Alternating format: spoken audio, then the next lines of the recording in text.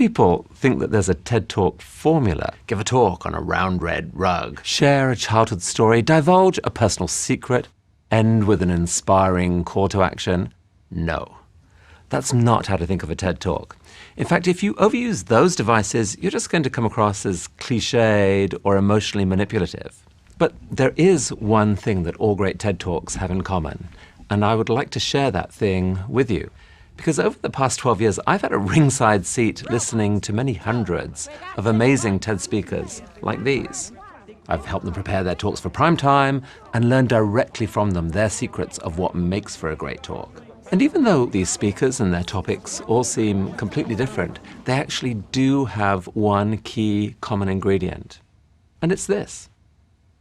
Your number one task as a speaker is to transfer into your listeners' minds an extraordinary gift, a strange and beautiful object that we call an idea. Let me show you what I mean. Here's Hayley. She is about to give a TED Talk, and frankly, she's terrified.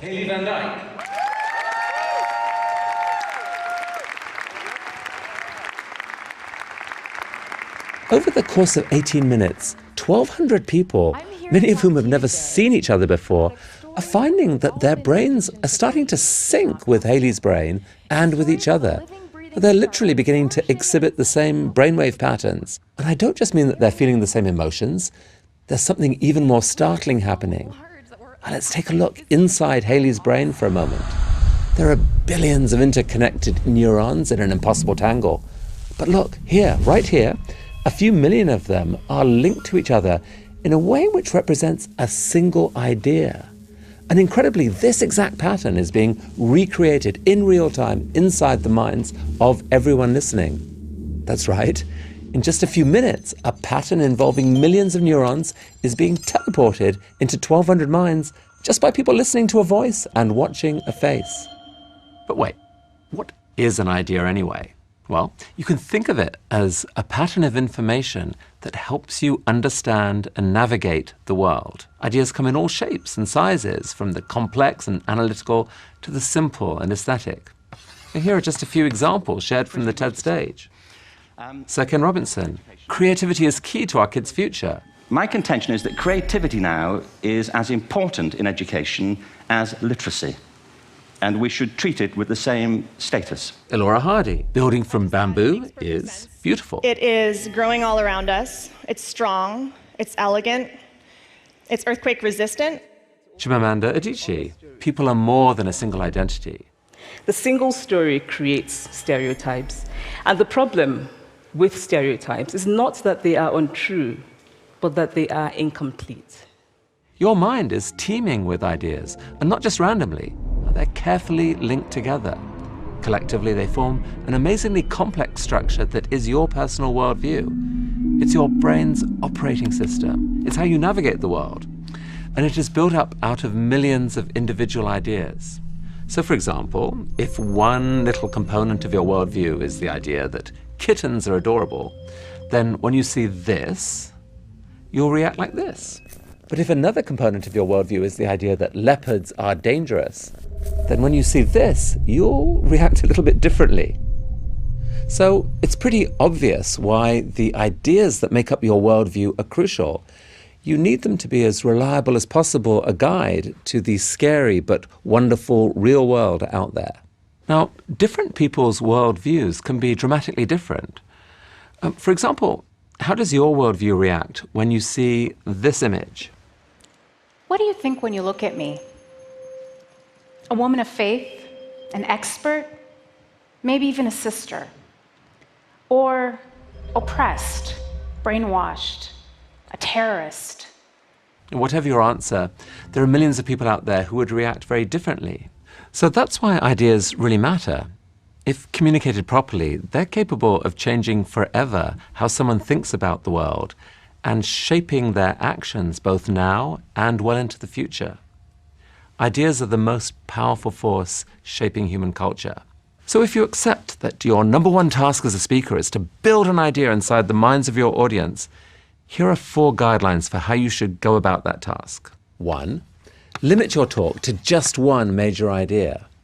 Ideas are complex things. You need to slash back your content so that you can focus on the single idea you're most passionate about and give yourself a chance to explain that one thing properly.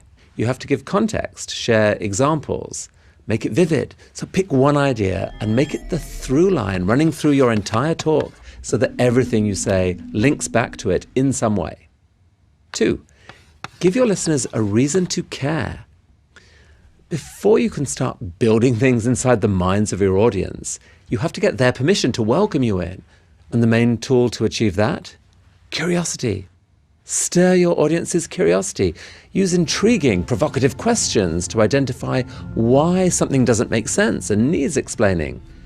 If you can reveal a disconnection in someone's worldview, they'll feel the need to bridge that knowledge gap. And once you've sparked that desire, it will be so much easier to start building your idea. 3, build your idea, piece by piece, out of concepts that your audience already understands.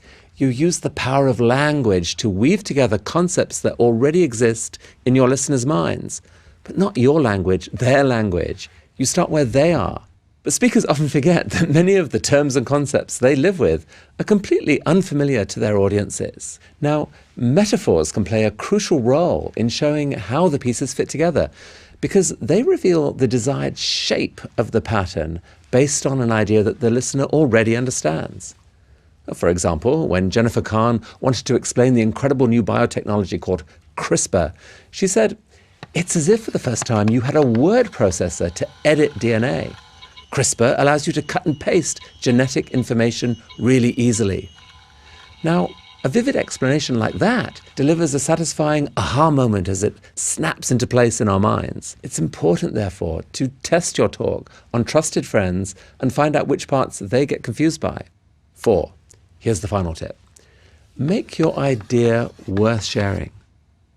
By that I mean, ask yourself the question, who does this idea benefit? And I need you to be honest with the answer. If the idea only serves you or your organization, then I'm sorry to say it's probably not worth sharing. The audience will see right through you. But if you believe that the idea has the potential to brighten up someone else's day, or change someone else's perspective for the better, or inspire someone to do something differently, then you have the core ingredient to a truly great talk, one that can be a gift to them and to all of us.